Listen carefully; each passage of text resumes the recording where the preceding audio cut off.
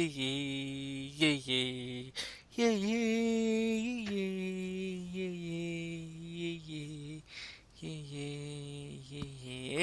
the Custard That's TV it, folks. Okay, yes, the Custard TV podcast is the one place on the web where I do that for as long as nobody wants me to, and then we talk about TV and TV news reviews and previews and all that good stuff with me, Luke, editor and runner of the website, thecustardtv.com, Gary in the just back in the London area, I should say. Well, no, I've always been in the London area. It's just back home in the London area. Been doing a roadshow of the hospital. And Matt in the stereotypical uniformed north. Hey up. But he's just been into hospital and he's told me that you have to buy television in hospital. And you never knew this. This might, of course, only be a London thing. I don't know. I'm trying to remember when I mean, the last time I was in hospital was when I was having an operation on my shoulder, and this is going back sort of 10, 11 years now. I don't think we did have to pay for it. I've never been in hospital apart from this year, but I always thought that it was to be like there was a television in the room and, you just watched it. But no, now you have these little handheld or side things that come down from like a thing in the ceiling, and you watch them. And they're like your own little personal things, like you would get on an airplane. But you have to pay to watch certain things, to watch it. So you get 4 hours of the main channels in the morning free, and then you have to pay for the rest. It was Homes Under the Hammer, Gordon's Kitchen Nightmares, and A Place in the Sun. That's what my mum normally watches. Yeah. You turned into a middle-aged woman when he was in hospital. Is that what the op was for? I've been middle-aged for a while now. I think A Place in the Sun is depressing viewing in the UK anyway, let alone when you're in hospital. That's really depressing viewing. Watching Mark and Margaret from Northwest Wales buy a house in Portugal for £550,000 when you're stuck in hospital. But that's all the money they've got. Come on. Yeah. And the prices are right as of 2008 normally. Absolutely. Yeah, normally, yes. Unless you get a new episode where prices are right of 2011. Luke. Hey, everybody, here's our star. Gary. I'd never heard of him before today. And Matt. He's a professional. Talking telly. Try it, just for 1 week. Just try the program for 1 week. This is the Custard TV podcast. TV news from the UK, then Gary's going to go west side. See, he gets about the man. And are you going to cut it out this week? Looking at it, probably, yeah. No, I won't. And then we're going to do some reviews in the hands of Matt, and then some pick of the week stuff where we look at what's coming up. Announcement after the end of Series 2 that Series 3 of Our Girl with Michelle Keegan is coming. Not a massive surprise there. And Dara O'Brien will return for more Robot Wars. Don't know whether that was a big success, but coming back for a second series. The BBC have commissioned a full series of Motherland. That was the sort of long comedy with Too Many Cooks on BBC Two. Too Many Cooks. I don't want to put it in again. And and Kevin Bridges will be happy because something he's in has actually been recommissioned. Yes, and Kevin Bishop as well. Yeah, I just realised that. I was actually going to correct you, and then I thought, no, that would be a bit rich, so I'm glad Matt did it. They're not bringing back the other ones, so no Good Night, well Sweetheart. Done, Matt. I'm glad you said that. No Are You Being Served, and no Hyacinth Bouquet. And ITV have axed You're Back in the Room. This is presumably Kevin Lygo settling into ITV, looking at their recent commissions and recent schedules and recent ratings and going, we don't need Philip Schofield hosting a hypnotism game show, so that can go. No news on Get Your Act Together yet, though. Oh, fingers crossed. Fingers crossed for that next. Fans of the show will know that we talked before about Aquarius, which was on Sky Atlantic starring David Duchovny. Well, unfortunately, the second series will be its last. Did you watch any of it? I watched most of the first series, but I didn't finish it. So, and from what I've heard, second series. I often think you're to blame for a lot of these cancellations. You start a lot of these shows. They listen to this and go, "Well, what if Gary didn't finish it? There's no point." Gary did. I mean, thank God, Matt and I have been watching The American, so that's kept going all this time that you weren't watching. So, who's responsible for the cancellation of The Good Wife? Then is that Matt? No, that It wasn't ended. That's cancelled, not cancelled. That ended. That came to a natural conclusion, and it's getting a spin-off. So yeah. So Yabu sucks to you, poorly man. And E4 are going to show American comedy Blackish, which was nominated for an Emmy, I believe. I don't think it won, but it was certainly in the list. It didn't win, been nominated for a few Emmys. Yeah, it's very critically acclaimed. It's just one of those smart half-hour ABC comedies that, again, we don't seem to be able to do, and it annoys me. But it is well done. So that's coming up soon on E4, and the Universal Channel have acquired one of the successes of the American series that have started in the autumn, a medical drama called Pure Genius, one of the shows that's actually making it at the moment. I would like to have told you that I've watched a lot of Luke Cage, which is the Netflix Marvel series, but I watched the first episode and I didn't like it, and I really love all the Marvel stuff on that. I like Daredevil and Jessica Jones, but I didn't like Luke Cage. Is it because the main character is called Luke, and you've just got a sort of... Yeah, don't know. This one didn't grab me as much. I don't know why. So a lot of people have sort of acclaimed this one. Yeah, if any of them, Jessica Jones got a bit of critical flack, didn't it? But this has sort of been... Yeah, this I would say, this has probably been received. I mean, and also I think this guy came over and did a lot of radio and TV. I think he was on the One Show. I know he was doing various radio interviews. Well, if he was on the One Show, then everyone should love it, surely. Well, that's right. But, what's the actor's name? I don't remember. By the way, Luke Caged is the name of my S&M film out this Christmas. If you want to see it, it'll be pre-order now at thecustardtv.com. Please don't.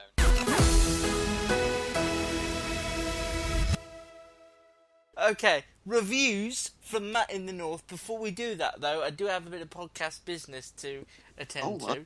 There are a lot of reviews that will demand a lot of conversation. So I'm going to ask that the northern one just keep his synopses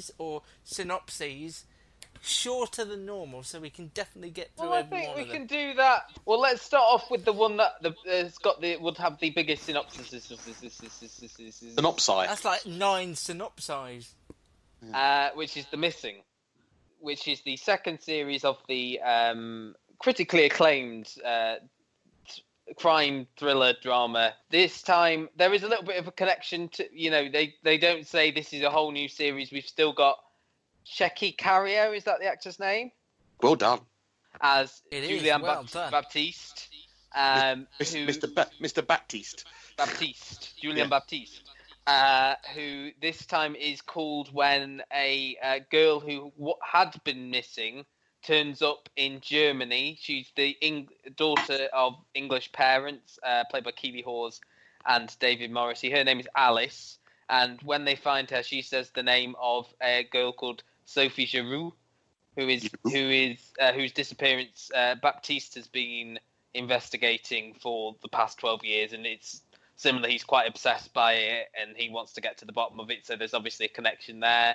And basically, this series, it follows what happens after Alice comes back home, and also we jump forward to present day 2016, where you see Julian in Iraq, trying to find someone who might have answers to the Giroux case, and we see some of the things have happened to the family since Alice first came back. There's been quite a lot of talk on Twitter and outside about how confusing this was, hasn't there? No more so than the first. I don't think it's any more confusing than the first one. Can I just say again before we delve too deep into this, I want to spoil this as much as we can. So if you haven't seen the first one, perhaps watch on iPlayer or watch your recording before you listen to us talk about this, because I don't want to hold anything back. There's a lot to say about it. But were you one of those people that was confused then? Because I didn't find it confusing in the least. No, I there was only one thing that I didn't quite get, and I've since looked it up and now I understand. And it was the son, the sort of skinhead son who has gone a bit wayward in present day. Yeah. In the car park at the shopping place where he ran after this woman and she left her shopping and ran away, I wasn't sure who that woman was. Oh, she was at the funeral of the army dude. She's part of the army, but obviously you don't know yet She's her in. role is. She's in episode 2 quite a lot, so you'll find out in episode 2. So. And I think that was the only thing which I thought, I don't understand. Obviously, I could see from the flashback bits, that and obviously they were very, very good. And this is the big spoiler: very, very good at keeping it secret that Alice in modern day was dead. Very, very good. Yeah, it was a job of we're going to visit Alice. Yeah. I presume she was either in her own flat or in her own house, or perhaps I thought she might be in like mental a hospital hospital. I thought mental hospital. But no, did. But the thing is, I did know that she was dead because I had to sign a blooming "Don't spoil this" thing when you watched the preview, which really annoyed me. I didn't sign. Yeah, I watched the preview. But I'd already seen it by the time you'd seen it, so that's fine. But there are 3 time periods, aren't there? There's 2016, present day, which is Julia in Iraq, and the family trying to come to terms with being destroyed. David Morrissey with Burns. Yes, yeah, that's right. Severe and Burns, having an affair, and now having an affair with Laura Fraser. Yeah. What happened to the baby she was pregnant with? Yeah. Yes. Yeah, and then we've got 2014, which is when Alice first comes back to the family. We know that she dies that year, but we don't know when or how. Yeah, we do. We know when, because it was on the tombstone. Yeah, she dies like the 24th of December or 22nd of December. Yeah, okay, so is that a couple of days after she comes back? We don't know when it is. Yeah. No, you're right. We know it's December, though. We know it's Christmas time, so it's soon. Yeah, because they got their Christmas tree up. He's quite right. I enjoyed that 2-week break. And then we've got 2003, which is when all the action sort of happens and Alice is first taken. And actually, at the start of episode 2, we're in 2002 for a little bit at the start. Oh, stop it. Time travel television series. Stop Fantastic. it. Yeah. I thought this was outstanding. I mean, I remember taking a while to warm to the first series of The Missing. I've now seen this almost 3 times. I watched it once with the idea of reviewing it, didn't review it, and had to watch it again for reviewing it, and then I watched it live on Wednesday night. And Can I just ask, is that because I said, no, I can't review it, I haven't got time? No, I wanted to review it myself because I told the PR that I would. And I thought, I can't really ask you to do it if I told him I would do it. But I just found it outstanding, and the more I watched it, the more I appreciated it. It sort of grew on me more and more. I think the thing with the first series was that we were unsure about James Nesbitt being in a program like this. I think that was it. No, I think he was great in the first. Yeah, no, I think he was great, but I think because James Nesbitt is one of those actors where it's James Nesbitt, whereas like Keeley Hawes and Dave Morrissey are people who we've seen in sort of grittier roles like this before. So I think we're more on board. Do you know what I mean? We're more on board with them here than we are. It took a bit of time to sort of, James Nesbitt's doing this now, because it was sort of the darkest thing I think he's done. I thoroughly enjoyed this and thought Keeley Hawes was particularly good. I think we all knew I thought David would Morrissey was as well, and I have been a fan of his in things recently, and Luke, I think you feel the same, don't you? Yes. The only thing that concerned me a little bit, when I read about what the show was going to be, and as I started to go to that, I thought, this is very 13-esque. You know, the plot is very... But actually, they managed to do a very good job of not doing anything similar. So I think they did a very good job, because the girl obviously has that kind of glazed look on her face, so they've copied some of that, but she doesn't kind of like want to... There's no similarities between the storyline of 13 of her wanting to get back to her own storyline or anything. So do you remember in 13 when they had that thing where the sister didn't think it? Yes. Yeah. Now they completely dropped that, but that is the thrust of this, isn't it? At the end of episode 1, you get Baptiste going, but I believe that girl was not Alice Webster. And then we have the horror movie-esque eyes just as the credits start to roll, as if to tell the audience that no, I'm playing an imposter. She did look like an extra from In the Flesh for most of the episode. Yeah, and the return. But I think because she was British, I think it was In the Flesh more for me. But and Luke, you messaged me just after I finished watching it, and I'd just done I'm sure we all did it when we first saw it, just did the like that at the end when we heard that last line. Because it was like, we're back with The Missing now, and what's going to happen next, and who's this girl if it's not Alice Webster, and also the army bloke.